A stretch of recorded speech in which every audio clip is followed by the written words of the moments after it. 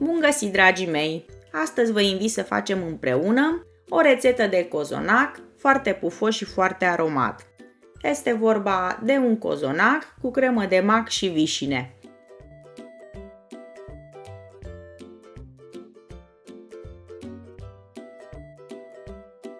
Haideți să vedem de ce ingrediente avem nevoie pentru această rețetă. Pentru aluat avem nevoie de 250 de grame de zahăr tos, 1 kg de făină cu 10% proteină, 450 de ml de lapte călduț, 8 gălbenușuri de ou, 42 de grame de drojdie proaspătă sau 15 grame de drojdie uscată, 12 grame de sare, coaja rasă de la o lămâie, coaja rasă de la o portocală, o linguriță de extract de vanilie sau 2 pliculețe de zahăr vainilat, 50 de ml de ulei vegetal și 200 de grame de unt topit și răcit. Untul trebuie să fie gras, să aibă cel puțin 82% grăsime. Pentru umplutură avem nevoie de 150 de grame de zahăr tos, 500 de grame de semințe de mac, 150 de ml de lapte cu 3,5% grăsime, 3 albușuri de ou, puțină sare, coaja rasă de la o jumătate de lămâie, o linguriță de extract de vanilie sau 2 pliculețe de zahăr vainilat și 100 de grame de vișine. Eu am folosit vișine congelate, dar puteți să folosiți vișine din compot sau puteți să le înlocuiți cu stafide. În plus, mai avem nevoie de un gălbenuș de ou plus 2 linguri de lapte pentru a unge cozonacii.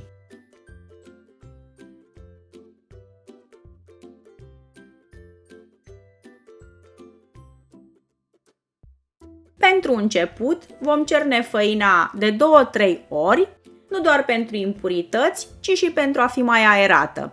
În felul acesta vom obține niște cozonaci mult mai pufoși. Un alt lucru foarte important este ca toate ingredientele solide să fie la temperatura camerei. Următorul pas este să batem gălbenușurile cu sarea pentru a-și intensifica culoarea. În continuare, vom pune laptele la încălzit într-o crăticioară.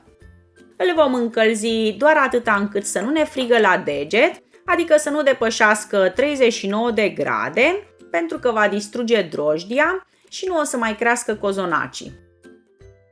Următorul pas este să activăm drojdia. Punem într-un castronel drojdia proaspătă sau 15 grame de drojdie uscată, adăugăm o linguriță de zahăr, care are rolul să ajute la activarea drojdiei, adăugăm 2-3 linguri de lapte călduț și o lingură 2 de făină și omogenizăm.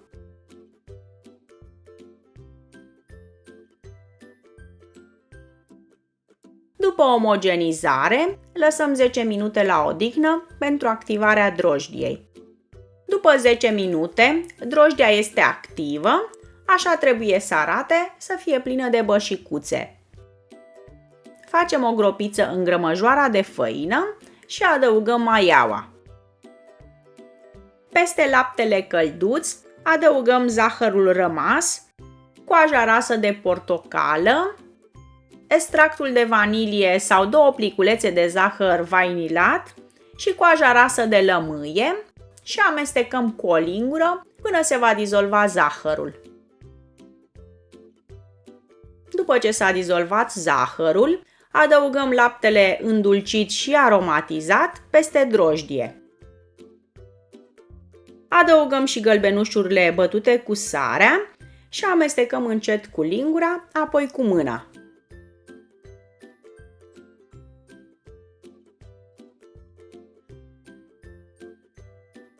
Dacă aluatul este foarte apos, mai adăugăm puțină făină cernută.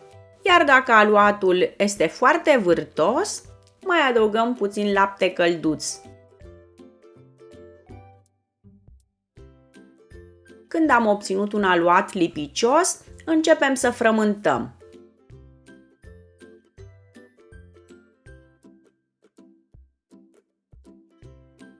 După 10 minute de frământare, transferăm aluatul pe masa de lucru unsă cu puțin ulei pentru a-l frământa mai bine. Amestecăm uleiul cu untul topit și răcit și începem să adăugăm puțin câte puțin în timp ce frământăm. Nu adăugăm o altă cantitate de grăsime până nu o vom încorpora pe cea de dinainte. Continuăm să frământăm aluatul încă 10 minute.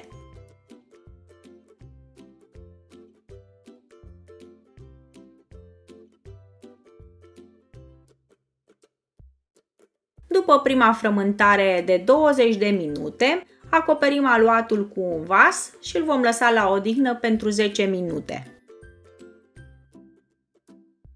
După 10 minute la odihnă, aluatul s-a relaxat, iar rețeaua de gluten începe să se formeze. Continuăm să frământăm încă 20 de minute și adăugăm grăsimile puțin câte puțin.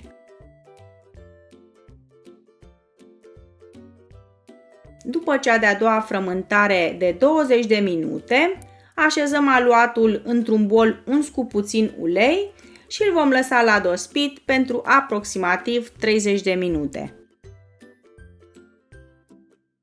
După 30 de minute, răsturnăm aluatul pe masa de lucru unsă cu puțin ulei și îl vom frământa încă 5 minute. Am terminat și cea de-a treia frământare. În total am frământat 45 de minute, cu două pauze între ele, una de 10 minute, iar alta de 30 de minute. Așezăm aluatul într-un bol uns cu puțin ulei și îl vom lăsa la dospit până își va dubla volumul. Timpul de dospire întotdeauna diferă în funcție de temperatura pe care o avem în camera de lucru. Între timp, vom pregăti umplutura.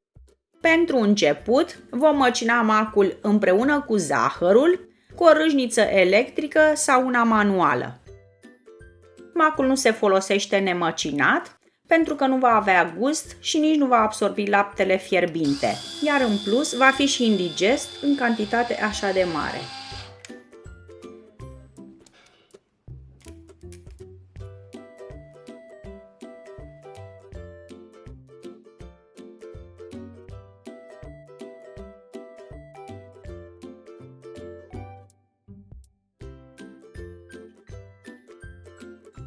După ce măcinăm macul, punem la foc mic laptele împreună cu coaja de lămâie și sarea. Când a dat în clocot, oprim focul și adăugăm extractul de vanilie și macul pe care l-am măcinat împreună cu zahărul. Amestecăm continuu până când se îngroașă și absorbe tot laptele.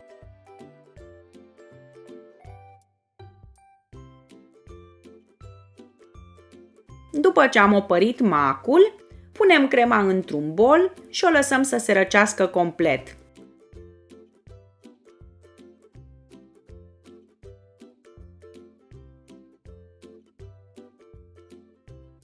Când s-a răcit complet, adăugăm albușurile de ou și amestecăm până le vom încorpora.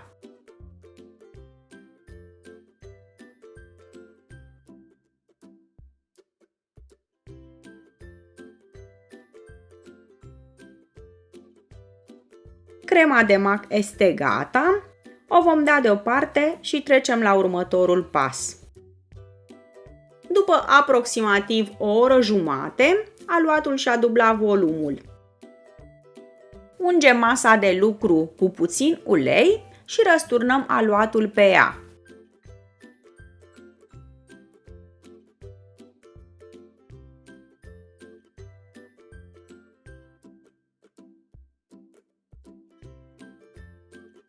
Împărțim aluatul în 4 părți egale și le vom da forma de bilă. Vom face 2 cozonaci împletiți, iar fiecare cozonac va fi format din 2 bucăți de aluat. acoperim bilele cu folie de plastic și le lăsăm pentru 10 minute la odihnă. După 10 minute, aluatul s-a relaxat și îl putem modela mult mai ușor. Ungem masa de lucru cu puțin ulei și întindem fiecare mingiuță într-un dreptunghi de aproximativ 33 pe 23 cm. Împărțim crema de mac în 4 și vom pune pe fiecare dreptunghi o pătrime din ea. Întindem umplutura uniform cu ajutorul unei spatule, iar mărginile le vom lăsa curate pentru a putea sigila ruloul. Dacă umplutura se întinde foarte greu, mai adăugăm puțin albuș de ou. Împărțim și cantitatea de vișine în 4 și adăugăm la fiecare rulou o pătrime din ea. Dacă le veți înlocui cu stafide, atunci va trebui să le puneți la hidratat pentru cel puțin o oră, în suc de portocală sau puțin coniac, pentru a nu fura din umiditatea cozonacului. Rulăm foaia strâns și o sigilăm la margine și la capete ca să nu iasă umplutura.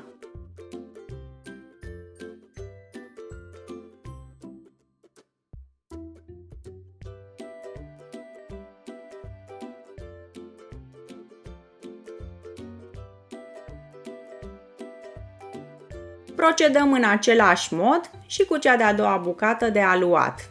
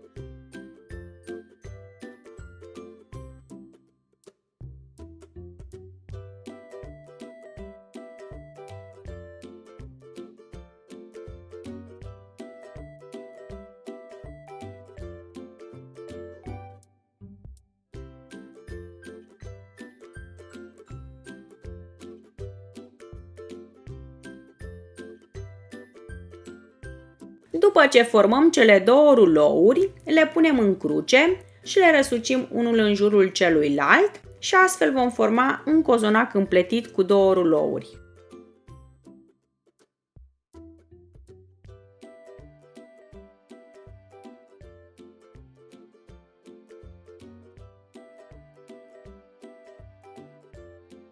După ce formăm cozonacul, îl așezăm într-o tavă tapetată cu hârtie de copt.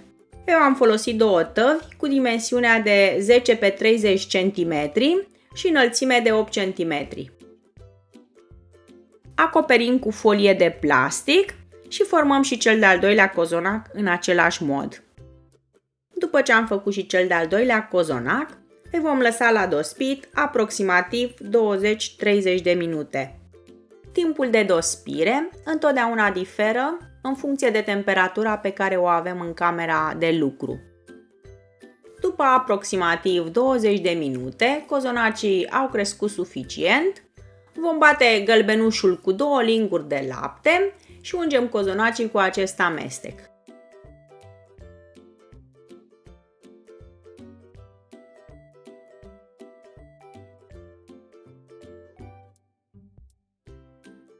Opțional, vom decora cozonacii cu semințe de mac și susan sau puteți să-i presărați deasupra cu puțin zahăr tos. Coacem cozonacii la cuptorul preîncălzit la 165 de grade pe treapta sus și jos pentru aproximativ 55 de minute. Timpul de coacere diferă întotdeauna de la un cuptor la altul. Între timp, vom pregăti un sirop cu care vom unge cozonacii dintr-o linguriță de zahăr și puțină apă. După aproximativ 55 de minute, le facem proba cu un bețișor, iar dacă bețișorul iese curat, înseamnă că s-au copt suficient și vom scoate de la cuptor. Punem cozonacii pe un grătar și îi ungem imediat cu siropul pregătit. Acoperim cozonacii cu un șervet curat și îi lăsăm la odihnă pentru 10 minute. Scoatem cozonacii pe un grătar și îi lăsăm să se răcească complet, înclinați pe o parte. Cozonacul nu se mănâncă fierbinte, deoarece drojdia își încheie procesul de fermentare abia după 24 de ore. Eu o să rup doar un colțișor ca să le dau la copii, iar restul o să-l tai abia mâine.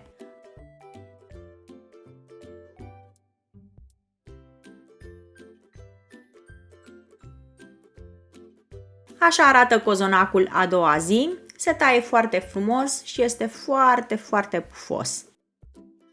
Dragii mei, aceasta a fost rețeta de astăzi, sper că v-a plăcut și sper să o încercați și dumneavoastră. Dacă vă plac rețetele mele, distribuiți-le și prietenilor dumneavoastră și nu uitați să-mi dați un like și să vă abonați gratis la canalul meu. Vă mulțumesc că ați fost și astăzi alături de mine, vă doresc multă sănătate și vă aștept cu drag și la următoarele rețete. La revedere!